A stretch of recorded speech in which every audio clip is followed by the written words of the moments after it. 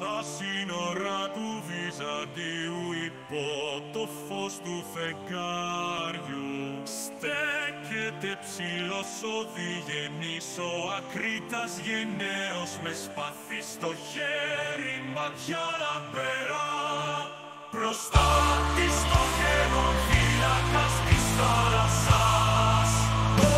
ο διγενής Ιωάννης Ανατολής σύνορας δέχεσαι πολέμης της ακούραστος, με τον λαό και το λιοντάρι συμπόραστος, στιβός αντιχρίστο κινδύνο,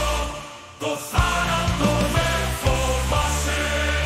Στην άκρη του κόσμου όπου οι λεοντάγιες βήχονται,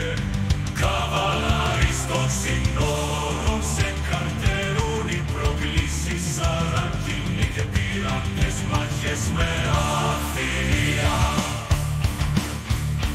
Με τη δύναμη της Ανατολής και Δύσης θα νικήσει